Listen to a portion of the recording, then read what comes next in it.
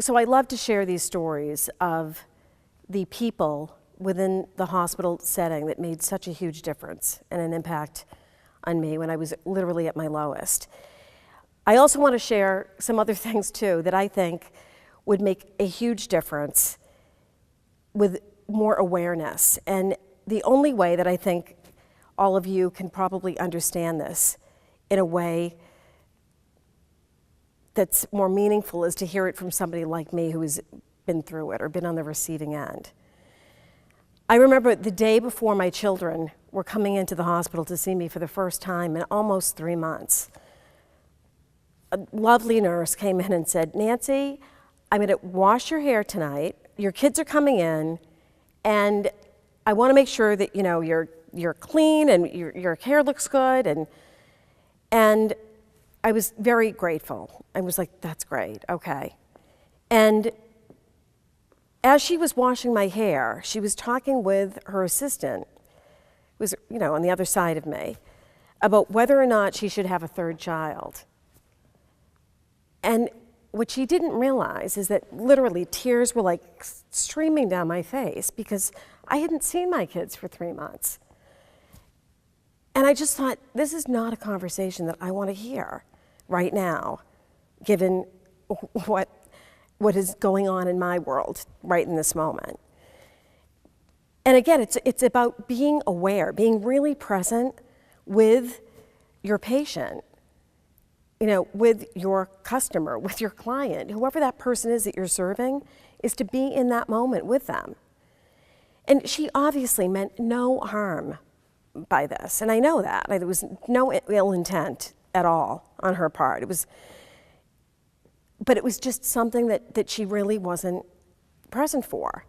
A friend of mine who's a pilot, I was telling her this story, and she said, "Oh, she didn't have spatial awareness. That's what we call it in the airline industry."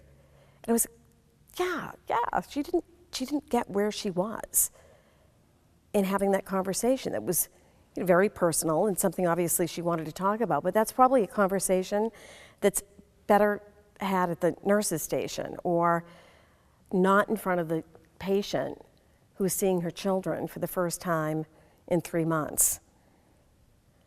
So timing is everything.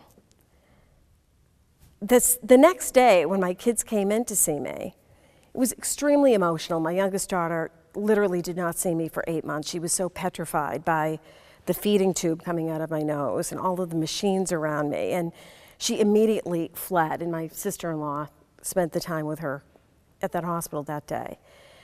But a nurse named Nancy came in, and she loosened up my trach so that I could actually speak to them for the first time. And my son very innocently said, "Mom, why are you blowing bubbles when you talk?" And I didn't even know why. And I wasn't even fully aware or conscious that she had done that.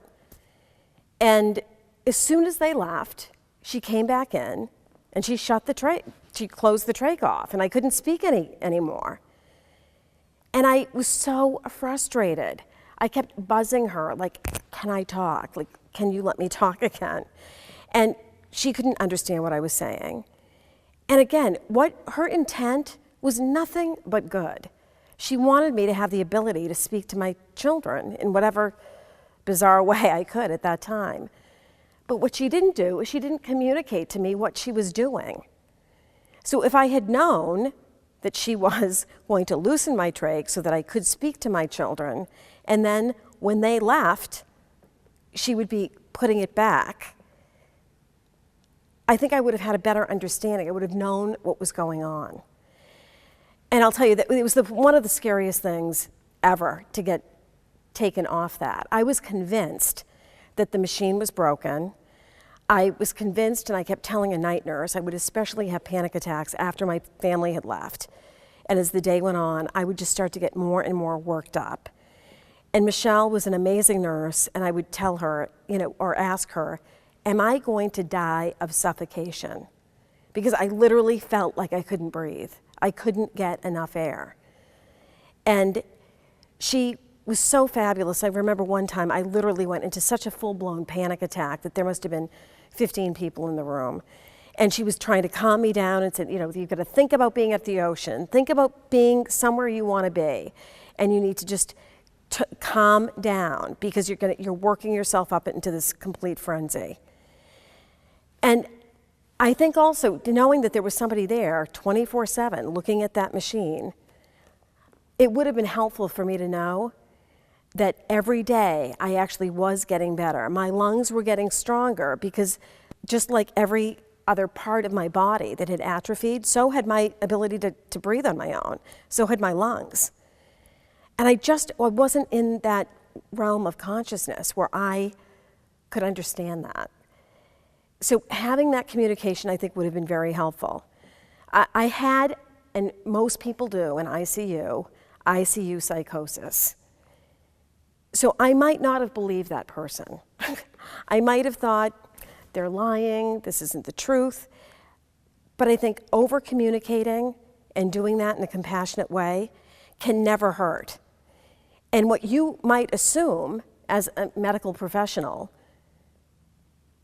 that person has some awareness of is an assumption that we probably shouldn't make, because for me, that was a first-time experience. And I know nothing clinically.